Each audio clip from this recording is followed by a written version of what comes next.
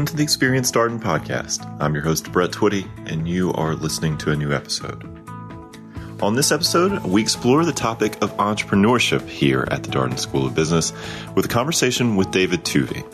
David is Senior Director for the iLab here at the University of Virginia, and he and I recently sat down and talked a little bit more about entrepreneurial resources available to Darden students. So without further ado, here's my conversation with David Touve. David, welcome to the podcast. Thank you. Happy to be here. All right. So tell us a little bit more about you. Who are you and what do you do here at the Darden School? My name is David Touve. I am Senior Director at the Batten Institute for Entrepreneurship and Innovation. I'll do the full title. At the University of Virginia Darden School of Business. I'm more specifically focused on the venture programs and programs that prepare Darden students for those sorts of activities. Although, just like everybody, I think, at the Batten Institute, we actually do a number of things that span a range of experiences. I tend to be as much or more focused on university-wide or community and statewide questions beyond grounds, on grounds, and particularly for the Darden students. There's MJ Toms as the lead on education and experiential learning focused on Darden students, and then Jason Brewster as kind of assistant director of these venture programs focused on the Darden student programs during the academic year, and then the summer program, which we'll talk about later in the summer. So I have really enjoyed learning more about all the entrepreneurial resources here. So have a little bit of a vantage point. Some of our executive format students who I work closely with have participated in the incubator program in the summer. We've had some conversations on that podcast, the Exec MBA podcast, but wanted to have you come on the full-time MBA podcast here to talk a little bit more about if a student shows up at Darden and says, well, I'm interested in entrepreneurship, and maybe I have an idea or something I'd like to explore a little bit more. How do they go about doing that? Yeah. So I think there's actually multiple ways, multiple paths, some of which are more formal, others just completely informal. So even before Darden students arrive, the past 3 years, MJ has organized this 2-day workshop called Startup Academy, which is essentially, I can't say this word phrase, for pre-matriculate, like folks who haven't started yet. So they're coming to start classes soon. And it's a 2-day workshop that involves sort of connections to local founders and other people in the neighborhood working in and around the startup space, as well as some kind of intros to what your course-like entrepreneurship experiences might be, as well as trying to make some connections for any of the students that are working on ideas themselves. It's not important that people have ideas to do that. It's really supposed to be, are you interested in entrepreneurship? Please stop on by. And then I think as it heads into the first year, we know the first year is very busy for the Darden students in particular, all students overall, but here there's a kind of a particular set of programming they're going through with their classes and then the evenings. So one window of time on the entrepreneurship side is actually run or managed largely by the students themselves. This is Entrepreneurship Week, where they bring in different speakers, founders, investors, and other to connect with students, tell their personal stories and experience, and try to give Darden students a window into the career type opportunities related to entrepreneurship above and beyond being a founder themselves. I think another platform that's out there, I'll use that word, is the Entrepreneurship Cup. So this is a 3-stage competition at the University of Virginia, open to all students, undergrad, grad, and even postdoc or postdoctorates. And there's a concept competition in the fall. In the early winter, depending upon how you see winter or midwinter, depends on where you live, I guess. There's the discovery stage, and in April there's the launch stage, and it's designed to sort of help ideas move forward from the concept stage to customer discovery and traction in the second stage discovery, and then to OMG, we might actually start this thing at the launch stage. To give further detail on that, just note, there's actually 5 tracks in the concept competition. One of those tracks is UVA-wise, so they have their own competition. 4 of the tracks are here on grounds, split up among healthcare services and technologies, kind of science and innovation, consumer and B2B ideas, as well as social entrepreneurship.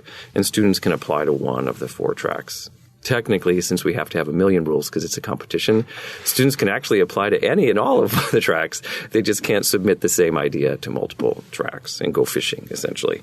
And in that competition, the final events, which this year are November 12th for some tracks and November 14th for others, there's 10 finalists. They present to judges. 5 winners are selected, and each of them win $1,000 each. So it's equalized sort of awards for 5 teams. When they get to the second stage, which is informed in many ways by the principles of effectuation, similar sort of outcome. There's one track, the discovery competition, but there are 10 finalists. Sometimes there's 11. Don't tell anyone, because the scores are so close. And then 5 teams are selected to win $5,000 each, which hopefully helps those teams move forward. And then by April, there's the launch competition, which looks more like a traditional business plan competition, with up to $45,000 to $50,000 in awards. Usually 20 for first place, 15 for second, and 10 for third. Trying to think, I don't have a perfect memory of all the years gone by, but it's highly likely that a Darden team or a team that has a Darden student on it is in that final 3 in the past 3 to 4 years. I think that's the case. There may be 1 year where there wasn't. So I think the competition infrastructure is sometimes underlooked or underviewed or not fully seen as a way to sort of help and support teams or students that are interested, simply because a lot of the support happens through workshops and other more ad hoc connections, not through courses or other sorts of opportunities available at UVA. I can keep on listing them because it's really sort of up to the availability or the time that the students have to connect not only with other students across grounds, but also the wider Charlottesville community or startup scene. Do you want me to dabble in that? Well, let's world a bit? Pause for a second here. We did have several Darden students teams last year in the E-Cup and had quite a bit of success. That was fun. I got to work on some of the communications and marketing last year, and fun to talk with those students about, how they were using those competitions, what they were learning through the experience. And Darden teams are typically pretty well represented in the competitions. So, Darden among all the schools at UVA is small. It's not smaller than the policy school, or the policy and public or leadership school. But with 350-ish students a year, that puts it in one of the smaller bins. So Darden students undeniably, we'll say, oversample in the population as far as their participation in these competitions. I think last year's Slay would have been one of the winning teams with Kelly Bonilla and Jade Palomino. I'm trying to remember the last year. I think Michael Brophy might have had something in the finals. 3 to 5 years out, it starts to get more blurry for me, but I remember 1 Degree is out there. So that's either 3 or 4 years ago. Those were 2 Darden students, Sam and Max, and then there's some others in there as well. Because there's so many teams that win in the other stages, it's harder for me to remember all the players in those. No, I totally understand that. So we've had Sean Carr on this podcast. He has never won in the Virtual Cup, just because. Sorry. Yeah, so Sean's been on. We had the folks from the Entrepreneurship and Venture Capital Club, the EVC Club. Yep. It was great to talk with them. Michael Brophy, friend of the podcast, has been on the podcast as part of that interview. You're here today. One of the things the EVC Club students said was, don't sleep on Charlottesville. There is a tremendous group of people here who are passionate about entrepreneurship. Mm-hmm. There's a really great scene here.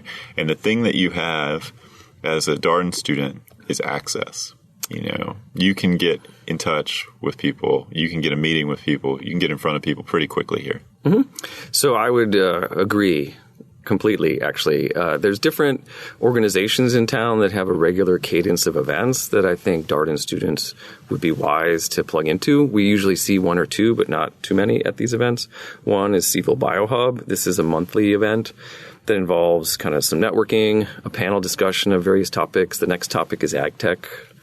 On October 29th at 5:30 p.m. at Indoor Biotechnologies.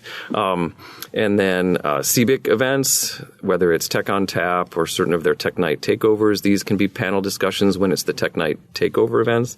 The other Tech on Tap are really just social and networking events. The downtown mall and the periphery of probably half a mile around it has a number of startups. And by number, I don't mean 5. There's probably 50. But they're not quite as obvious and visible. They're not all contained in a strip mall or all in one building. We usually have direct connections to pretty much all of them, or at least the majority of them, simply because there may be UVA connections.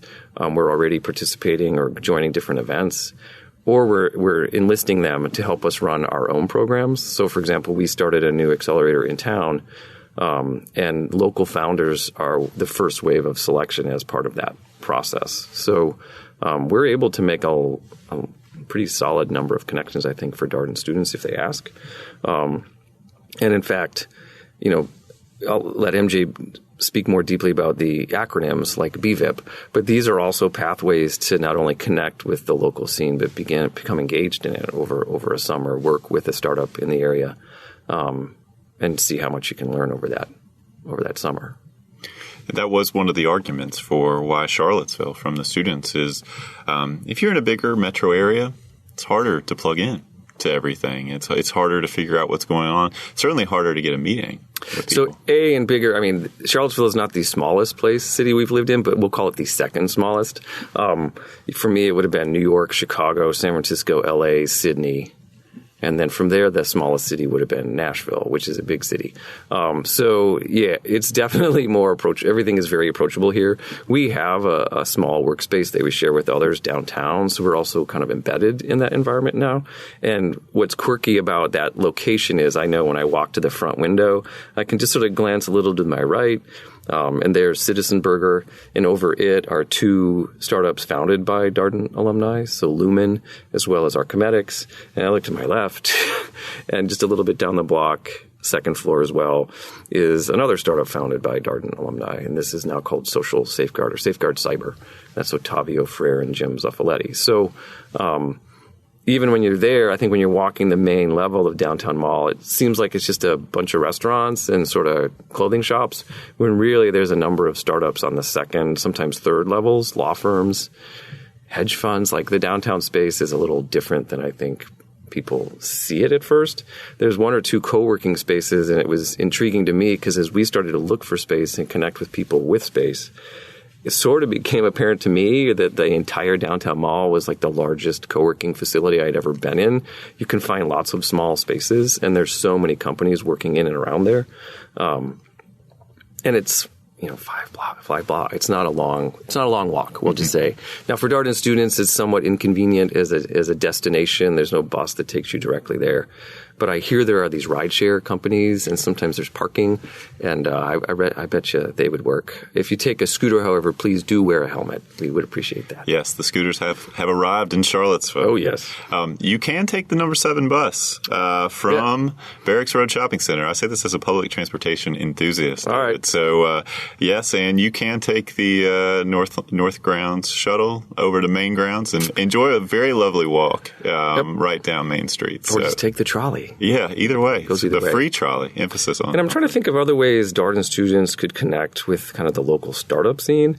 What's nice in this environment is if you work in a big metro area, like there's a lot happening, and it's almost like there's too much happening. You can't really select what to do, and it's maybe a little more difficult to be engaged. There may also be a bit of a social barrier, private events and things like that.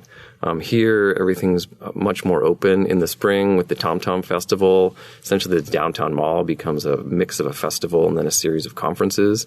Another great opportunity to connect with the community at large, whether it's in data science, entrepreneurship, education, or general innovation and creativity. There's conferences in all of those themes during that festival. It's interesting your point about the downtown mall. We certainly put together a lot of recommendations of things to do while you're in Charlottesville. It made me think that maybe we should be encouraging people to take an entrepreneurial walk down the downtown mall. As you progress and look at these restaurants, take note of the Darden-related businesses that have sprung up. So the constraint with Charlottesville, we'll call them startup tours or startup treks, isn't your ability to create the trek. It's actually that many of the workspaces are small that as the groups get larger, it's hard to accommodate their needs. I used to work with students in the undergraduate space doing this, and you could work like 15, but when it got to 30 students, you have to break them into 2 groups of 15. But there were multiple occasions, usually once, maybe twice a year, of like a startup trek within Charlottesville. Darden has a history of doing these now. We'll call them more tech treks, not necessarily exclusively startup focused, on the West Coast with Connect, and then those treks, and even in New York. So we'll put that on the list of things to do. Yeah, and recently Austin too was added to the list this past spring. I was very envious of those students. They got to go to South by Southwest, and it's really inexpensive in Austin during South by Southwest. So it's a great. No, I think Austin, it's another larger metro area. We actually have a few alumni that have had ventures there, so it was possible to create connections. Robin Swift helped to organize the Connect events. And then South by Southwest, or South by, if you're in the know, is just total mayhem. So for me, it's actually too big of a conference from experience. The things that I need to connect with, I oftentimes can just reach out to people and connect and travel in different ways. But as an experience, it's definitely an experience. One of the privileges of getting to host the podcast is when people ask you a question and you would like to learn more about that topic, you can sometimes invite the person who might know something or a little bit more than you on the podcast. So we had an event in the D.C. area not so long ago, and someone asked about the Catalyst program. And this sent me kind of scrambling to say, like, well, I need to learn about this. Like, it sounds very interesting. So this may also be the first time that some of our listeners are hearing about this program. You want to talk a little bit more about what Catalyst is? Yeah, and I'll preface that whenever the university or parts of the university launch new things, sometimes you're quiet about it until you know you're going to be able to do it. So to give historical context, for 20 years now, the Batten Institute has operated some sort of summer program to support early stage ventures. At times it was known as the Darden Incubator, iLab Incubator. It'll now get more focused and reformatted and be known as the Venture Lab over the summer. And this is to support, I jokingly will say dangerously early stage startups or very early stage companies as early as not yet even being incorporated. And then post-summer, we would just observe, it wasn't difficult, these survivors that would continue to operate in the building or in the area, trying to move the business forward, either nonprofit or for-profit, and just either find the funding they needed to start, commit, and grow, or find the customer base that they could kind of work with to grow just internally, or bootstrapping, as we call it. So we sort of saw these test case companies for a few years, and then found different companies in the Charlottesville area that were more advanced, but still at the stage of hoping to obtain maybe the first round of funding, or they'd obtained some early round of funding and were headed to the next round. And it seemed like it was possible for not just the Batten Institute, but UVA at large to help these companies, essentially to leverage certain of the resources we have, whether it's space, networks, knowledge, and other things to support these teams through whatever is the next stage of their lives. We applied for funding from the state of Virginia, the Commonwealth of Virginia, through a program called Go Virginia, or Growth and Opportunity. Those funds that you requested had to be matched by funds that you had. So both the city of Charlottesville and the county of Albemarle's economic development offices contributed funds. The Batten Institute and then UVA's economic development office stepped in as well. So that led us to be able to run a new program, at least for the next 2 years, with 2 years of funding, that is targeting these kind of high potential, higher growth type companies in specific industry domains that are at these transition points of headed toward their first round of funding or headed towards a second, more significant round of funding. It's a slow-moving accelerator program. The programming runs from September to May. And that's not because I wanted to work the academic calendar. It is largely because, A, that's the opposite time from the summer program, and B, when we were observing teams that were pursuing sort of a first round of funding, it was taking 6 months to a year. So running a 12-week accelerator program might not have actually happened. or help them in the ways we might like. 2, it's different in that we're only focused upon teams that are already in Charlottesville or the area, actually Region 9. So everything from Nelson all the way up to Culpeper and beyond. However, the assumption is teams really are a reasonable commuting distance on a regular basis. And then particular industries. So higher targets would be software, IT, biotech, and biomed. And then hardware and kind of light manufacturing, with a little interest in food and beverage. Food and beverage is a little more challenging in the regional funding environment. Each of the teams receives a $20,000 grant or $20,000 in grants, dedicated workspace if they don't already have it. This is this shared space we have downtown. Coaching from local founders. Regular check-ins. It's a slower moving program though, so we connect usually monthly or bi-weekly just to understand what they need and help them move forward. And this then up to probably $50,000 in other resources we have access to. And these are more traditional accelerator program accoutrements, you might say, like access to AWS Activate credits or Google Cloud credits, DigitalOcean, HubSpot, various tools that they might use to help grow a company. The programming for the program is similarly sort of slow moving and kind of designed to be more connected to the community at large. So we'll often, in any month, we'll probably host 1, maybe 2 events with another organization in town that we invite the teams to attend, and then some founder we know to also attend. The upcoming CIVO BioHub event, we're actually co-hosting that, and one of the teams in the program is on the panel as part of the event. They were already selected for the panel, so that made it easy. And then oftentimes in any month, we'll have 1, maybe 2 founder dinners. So we'll invite founders that we know who are not in the Charlottesville area to visit, connect with the team, share their experience, insights, and try to make additional connections. So far this year, we've had Doug Boughton, who was a co-founder of Halo Top Ice Cream. He's actually a UVA law alum. He's from here. He happened to be headed to town, so we set up a lunch with him so the teams could meet with him and talk about their experiences and challenges Halo Top faced growing. And in fact, Halo Top just went through an acquisition.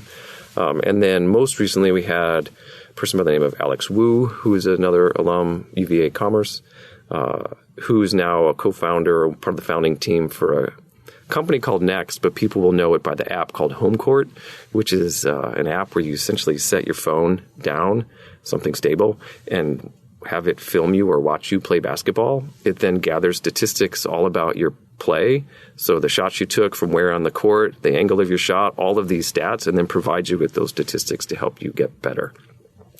So it's an actual application of AR and AI focused on basketball training. And the NBA and other high-profile individuals were like the initial funding for that program, for that company. So that's our target kind of in the monthly program, trying to bring individuals to town that widen the connections for the teams, but hoping the teams will then also remain in the Charlottesville area and help grow the community of startups here. So that sounds like something that's potentially available to Darden students, but also the broader community as well. So, student participation in it is limited by student time to participate in it, and also kind of the level or the stage at which a student venture may have advanced. There is a Darden student team in the program this year, however. So Slay was selected for the program this fall. And the selection process, I will simply say, is non-trivial, both from an operations point of view and kind of participation in it. We have kind of an initial filter, which is, does this team meet the basic requirements of the program, beyond prototype, has a product in the market, in these particular industries, in our region, those questions. Then a pool of local founders, kind of read through, determining which teams seem to be fundable, high potential, and kind of headed in the right direction. And then there's a panel of regional folks who come from the regional capital community or the regional investor community, who then ultimately kind of inform the final decisions. And these are everything from the UVA's seed fund to regional angel networks to family offices and even some funds from outside the area.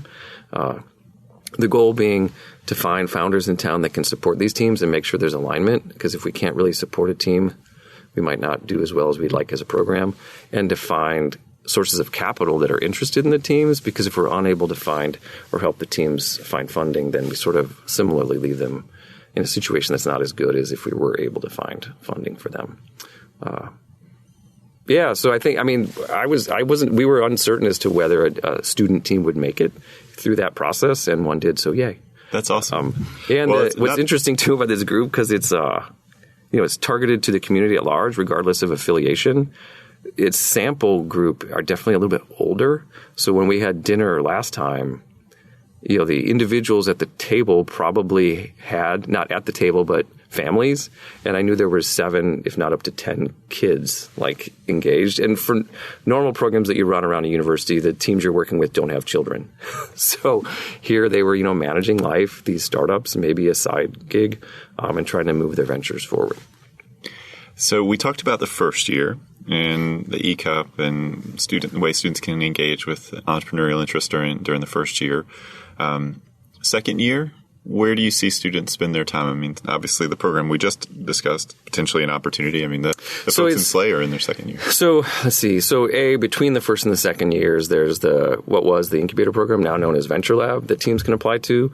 So for the Darden students, note, there's an early selection window. I'll use the word affixed to or as part of the concept stage competition. So the winners of the concept stage are invited to apply early for the summer program and get an answer before winter break. So then they know what's going on before they head into January. Then there's another selection window in January for the program. And then oftentimes even opportunities connected to the discovery and launch stage of the competition. So there's ample, pathways, we'll say, to get into Venture Lab during the summer. That program, similar to Catalyst, is open to the community at large. Ends up having more UVA affiliated teams in it simply because of the stages at which teams are operating. But it's 20 to 25 companies in the summer, so it's a big happening. In the second year, there's the portfolio of courses Darden students can take, whether it's Venture Velocity, Starting New Ventures, all the prototyping and design courses, etc. The competition still continues, the one we talked about in the first year, so they can participate in that way. There are some rules as to whether if a team was in one in the prior year, whether it can participate the second year, and the answer is no. You have to start a new company or a new project. The accelerator program, the connections to Darden students, probably 2 paths. One is if it's a team that's in the program. 2, another feature, a couple features of this accelerator that are a bit different is it's connected to the student population in different ways. 1, we have some undergraduate interns in particular technology skill areas working with teams. We have 5 interns right now. 2, there's different courses that they might be connected to as projects, a social media, a strategy class, etc. So there will probably emerge some opportunities for Darden students who might want to work on a project with these teams that are in the program. And we can follow up more on that. We're trying to figure out how best to connect the Darden students in that way, and sort of what types of projects would be of most interest to them. I think there's other kind of outside the bounds kind of ways to connect. We also run a seminar series for PhD candidates and postdocs in entrepreneurship, and that's another opportunity for the Darden students to plug in and connect with these grad students across grounds. A lot of what we described in the first year then becomes kind of the same, I think, in the second year. It's just the students are now managing the schedules of their electives, which is a little different from a schedule than the core of the MBA program. I'm trying to think in the winter. So MJ can highlight this, and this would be both winners. There's the VC Bootcamp that the students can participate in. And then also, you have to go to MJ Toms for the ruling on this. I know the summer between first and second year, the various other internship opportunities are there. Unclear after the second year if that's a continued opportunity in terms of the stipend and other kinds of support. I'm trying to think of other examples in the second year. It would be my observation that I feel like a greater proportion of the Darden students, or a greater number, sort of come out of the woodwork during the second year. They have a little more free time, or maybe a lot more, I don't know, and start to plug in a little bit more with the community. I think one thing it would be interesting for us to try to do is try to make some post-graduation connections a little bit earlier. Oftentimes students will work with local startups during that summer between first and second year, and that kind of converts to their decision after graduating. Others, they do the internship in the summer between first and second year to sort of learn what the startup scene is like, then go on to their normal or pre-planned career path, we'll say, in consulting, business, tech, or whichever, and then maybe 3 or more years out, kind of surface again, interested in startups and find another opportunity.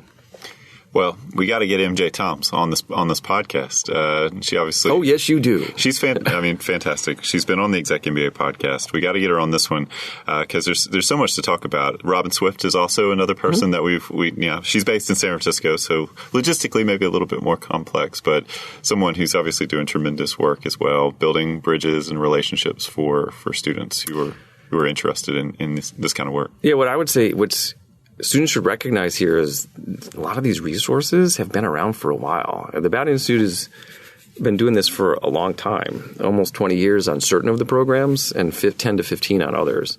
So there's a rhythm to it, and there's an established knowledge to help make these connections. It's not all new.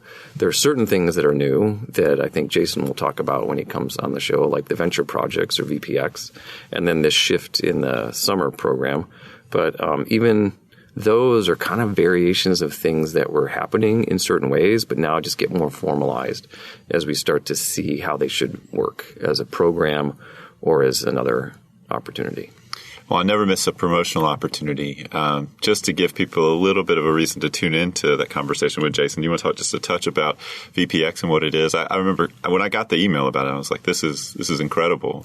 So it's essentially an attempt to add additional resources and support to independent studies that Darden students may be doing, particularly those where they're working on ventures as part of the independent study, answering some sort of question as it relates to the venture as part of the independent study. So it's an opportunity to sort of bring in certain of the resources of our other programs to students in that context. And then there's the super informal lunch or just venture lunch. I can't say it right. So that they have once a week, really just trying to help make more connections among the students that are interested in entrepreneurship in particular ways. Jason orchestrates that. Saris joins from time to time, Damon and others.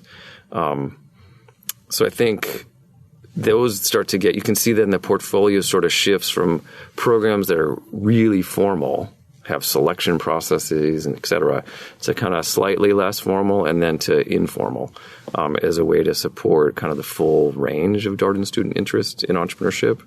And we haven't even talked about innovation, the more broad thing, which maybe we could talk about another time, because we're starting to try to dabble in that dark science as well, try to create some opportunities for Darden students kind of curious about new technologies or new things to learn a bit more about them or gain a little more experience with them. Sandra McCutcheon, who we work with, has sort of taken the lead on this sort of programming, whether it's a workshop she's doing this evening on advanced manufacturing, one they've done in the past on 3D design and printing, where you actually go in and design something in CAD and then print it. And then other topics I'm sure will emerge on autonomous vehicles. I think programmables. I noticed recently we were ordering some Raspberry Pis, which are small computers for doing programmables. So I think there's some opportunities going forward on there to even broaden the portfolio of opportunities beyond just I'm a student and I have a startup, or I'm a student and I'm interested in startups, to I'm interested in innovation more broadly. 15 to 20. I know it was over 20% of the students 2 years ago. I didn't look at the last employment report. My apologies. I didn't come prepared. But we're looking, it should be 15 to 20%, if not more, of the Darden students go off to work in tech after graduating. So this is kind of help trying to create a portfolio of opportunities above and beyond what will be happening in classes to engage them in new and different technologies. Yeah, Sean was clear when he came on the podcast, one of our first guests, in fact, on this podcast, that the focus of the Batten Institute is very much around entrepreneurship, innovation, and technology. Mm-hmm. Trying to be responsive to student interests and sort of what's happening out there in the world. Yeah, and I guess one thing we didn't really bring up earlier, just note, because I think I'm sensitive to it because I have to do it every week. So we send out with Madeline, who works as well, a weekly newsletter, which is our best understanding of the entrepreneurship and innovation happenings, both on grounds and off in any week. Plus, we manage the entrepreneurship website for the university, which tends to have an innovation bent to it too. And through those through that newsletter and that website and its calendar, you start to see the portfolio of offerings just across grounds and Charlottesville. So we only mentioned like what are the workshops happening at Darden, and those maybe in Charlottesville. Then there's like 700 other student organizations at UVA and these other units that are doing things throughout the year. And these could be a speaker series with someone from Alibaba, a workshop on social entrepreneurship or social innovation. There's usually 3 things every week, if not 5 during a week, that are another opportunity to sort of connect with, engage, and move forward on your interest in entrepreneurship or innovation more broadly. It's a great point. In many ways, that sort of underscores the value of a place like Darden, where you get a small school, graduate school experience, but you have access to the resources and people of a much broader university community. Yeah, and there's crisscross among us on the faculty or staff too, so we're happy to help with that. Like I previously worked at Commerce, helped do the minor in entrepreneurship, worked with MJ and others when I wasn't at the Batten Institute to help with the ECUP and other things. So we have kind of a network across grounds and can make a pretty broad range of connections. There's apparatus, we'll say, even to which Darden students have access, whether it's all the different maker spaces and things across grounds beyond whatever we have.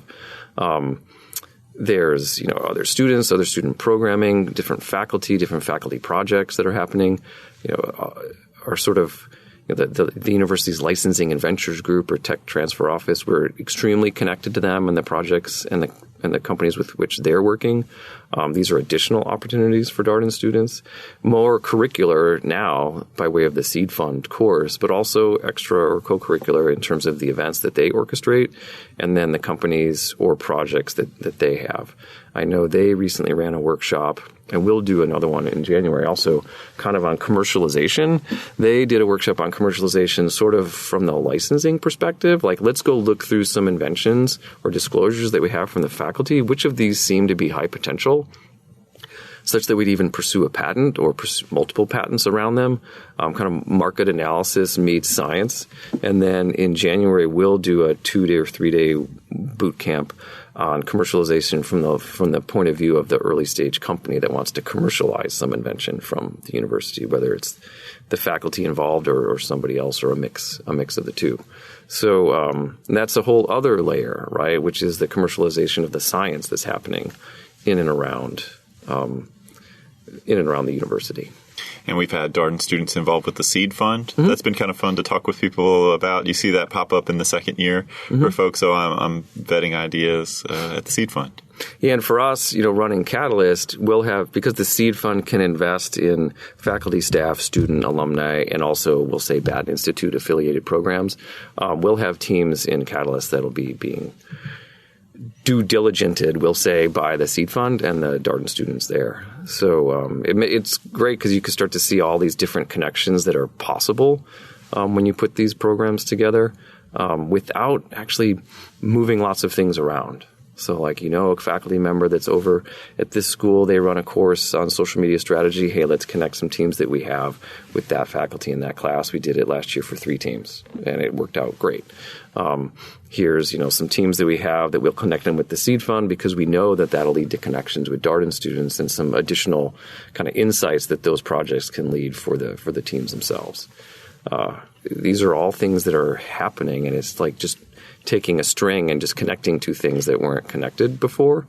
Even the ECUP, I sense there's going to be some spillage, some broadening of it, I think, around that, because it's so focused on kind of ideas that seem like they would be companies. There, you could imagine there could be some variations here that are just pure ideas, pure experimentation, pure building and making. And that hasn't been completely leveraged or kind of surfaced around UVA, and it's another opportunity that's maybe for some people way less intense than I'm going to go start a company. And there's probably more. It's just a question of time. How much time do you have? No, this has been great. I would imagine all of our listeners are hearing this and being like, man, there's a lot going on. I mean, there's a ton. What's frustrating, I'll be honest, I'll tell you what's frustrating, Brett. I would really appreciate you open up, David. Sometimes, I'm going to start crying. No, sometimes people will be like, hey, can you summarize all that's happening at UVA in one page? in entrepreneurship. And I have this like blank look on my face because I understand why they were asking for it. There's so much information that we have to surf through that they want like it distilled. But there literally is so much going on that it's hard to be fair to all that's going on given that constraint. And then people will say, well, can you present it in like an organized way, like it's like a framework? I'm like, I don't know. I don't really know. What do you want to know about? Like, to me, it's more like that. So we've tried to do those things to try to make it more distillable, I guess, at a glance. And I don't know how possible it is. Like right now on the main website, not the Batten Institute site, but say the entrepreneurship site, we'll do sort of like connect, learn, launch, fund, like as ways to sort of help people understand the different stages maybe or their interests. But even that I know doesn't tap like the full portfolio of opportunities. So for any student that's looking at any of these pages and is like, I can't make sense of it all. If you're a Darden student, email MJ and she'll try to help you distill it. And then she will totally connect you to whoever amongst us is sort of working most closely to whatever is the interest level. And like I said, we're only talking about the stuff we know about. So the student organizations across grounds are always doing stuff. And then as soon as we hear about it, we try to make connections. The calendar that we operate is actually a function of a bunch of other people's calendars, a bunch of other organizations' calendars, all feeding together to give us sort of a little g God view of what we think is happening. But we still have to check in with organizations across grounds to know what's going on.